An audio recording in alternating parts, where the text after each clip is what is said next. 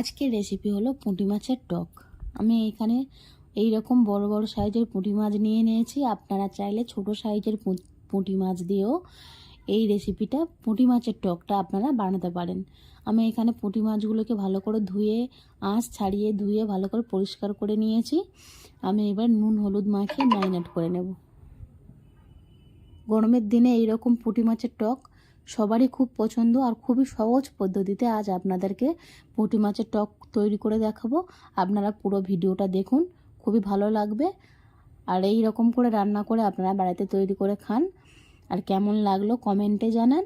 ভালো লাগলে চ্যানেলটিকে সাবস্ক্রাইব করে নিন, পাশে থাকা বেল আইকনটি অন করে নিন আমার চ্যানেলে নতুন নতুন রান্নার ভিডিও পেতে। এখানে কড়া গরম হয়ে গেছে, কড়াইতে দিয়ে দেবো সরষের তেল।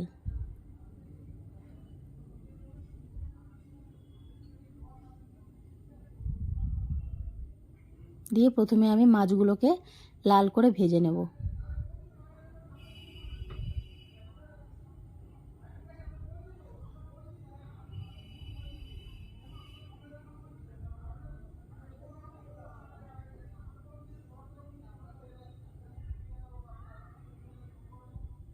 এক পিঠ ভাজা হয়ে গেছে, মাছগুলোকে উল্টে দেব।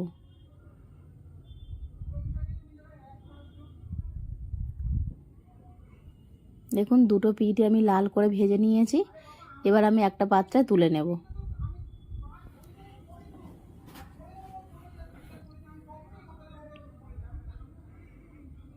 দিয়ে ওই তেলের মধ্যে আমি ফোড়নে দেব 5 ফোড়ন,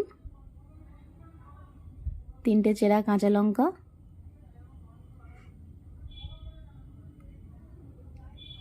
1 চা চামচের মতো হলুদ, আর আমি এখানে তেঁতুল ভিজিয়ে তার থেকে কাঁচ বের করে রেখেছিলাম, তেঁতুলের কাঁচটা দিয়ে দেব। আর ধুয়ে একটু জল দিয়ে দেব।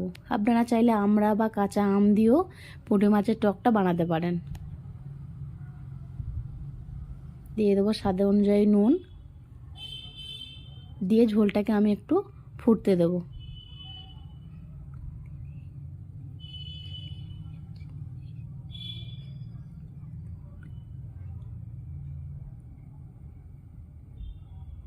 দেখুন ঝোলটা ফুটে গেছে।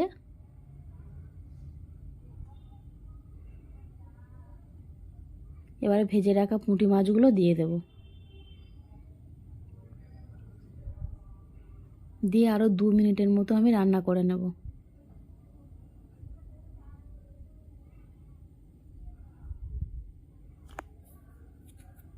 ঝোলটা ফুটে গেছে আর গা মাখা মাখা হয়ে গেছে।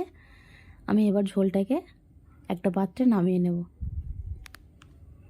তৈরি হয়ে গেছে পুঁটি মাছের টক। খুবই সহজ পদ্ধতিতে আপনাদেরকে তৈরি করে দেখালাম পুঁটি মাছের টক। আপনারা বাড়িতে এইরকমভাবে তৈরি করে খান। আর কেমন লাগলো কমেন্টে জানান।